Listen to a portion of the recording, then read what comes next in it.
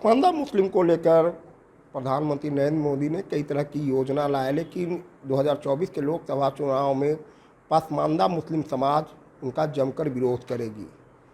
इसमें कई संगठन भी रहेंगे। हमारे साथ पूर्व राज्यसभा सांसद अली अनवर साहब हैं, जो कि संगठित लोगों को एक साथ किए हैं और जो महागठबंधन है उनको सपोर्ट करेंगे। हालांकि चुनाव मैदान में आने की बात नहीं कह रहे हैं, लेकिन सबको एकत्रित करके बीजेपी को हराने का काम करेंगे। सर, आज संगठन को एकजुट करने का मकसद क्या है? देखिए, हम लोग कोई नया नहीं, हम लोग लंबे समय से इस काम को कर रहे हैं और बिहार के ज़िले ज़िले में ये काम हो रहा है और इसमें दलित हैं, इसमें पिछड़े हैं, अति पिछड़े हैं, पसमानदा समाज के लोग हैं। हम लोग किसी पार्टी में नहीं है, यहाँ जितने लोग बैठे हुए हैं किसी पार्टी में नहीं हैं, लेकिन आपने ठीक समझा कि अभी हम लोग अपना मुख्य हम लोगों का टारगेट अभी ये है कि बीजेपी को हराया जाए, क्योंकि ये पिछड़ा, दलित, आदिवासी, पसमानदा मुसलमानों के विरोधी है। इसीलिए जाति जनगणना नहीं कराने दे रही है। बिहार में तो जाति जनगणना हुई, जिससे बहुत बातें जो ढकी छुपी हुई थी वो उजागर हो गई हैं।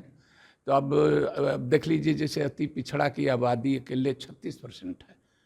तो जो नारा है कि जिसकी जितनी आबादी उसकी उतनी हिस्सेदारी, तो वो दिखना चाहिए। पसमानदा की बात आपने की, तो पसमानदा तो एक तरह से बिल्कुल नज़रअंदाज है। बावजूद इसके जो देश हित में और राज्य हित में हम लोगों के सामने अभी टारगेट है कि हमारे किसी समाज का प्रतिनिधित्व, वो तो सवाल है, लेकिन उससे भी बड़ा सवाल है कि ये डेमोक्रेसी, ये प्रजातंत्र देश में रहेगा कि नहीं, देश में ये संविधान रहेगा कि नहीं। देश में आज हम लोगों का मानना है अघोषित रूप से इमरजेंसी से भी खराब स्थिति है। बड़ी बड़ी पार्टियां, सैकड़ों साल पुरानी पार्टियां एकदम क्रिपल्ड महसूस कर रही हैं। तो हम लोग जनता मानी भारत वर्सेस भाजपा, हम लोग लड़ाई को इस रूप में देख रहे हैं, भारत वर्सेस जनता।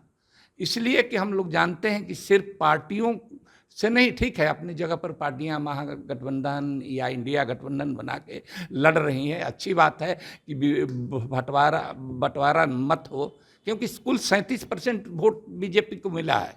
इसका मतलब कि बाकी वोट तो उसके खिलाफ है, हिंदू समाज का, हिंदू भी उसके खिलाफ है, लेकिन बहुमत, लेकिन वो राज कर रहा है जोड़ तोड़ करके, खरीद फरोख्त करके।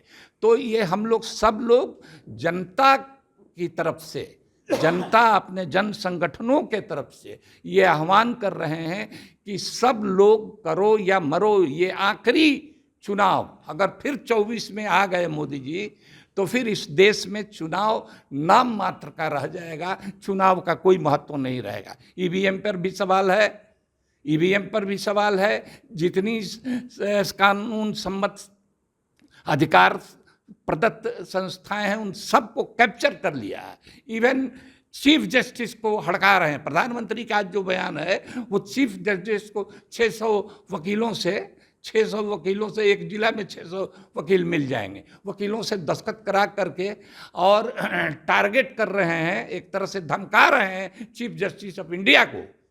तो ये इस तरह से इलेक्शन कमीशन हो, सीबीआई हो, ईडी हो, इनकम टैक्स हो, सब कैप्चर्ड है और इमरजेंसी से भी बुरी हालत है। इमरजेंसी के दिनों में मैं जब इंदिरा गांधी का 74-75 में इमरजेंसी की स्थिति थी, उस समय भी मैं पत्रकार था, तो उस समय भी इतना घुटन और इतना महसूस नहीं हो रहा था, जो शायद आप लोग उस समय अगर जरा भी पीछे अपने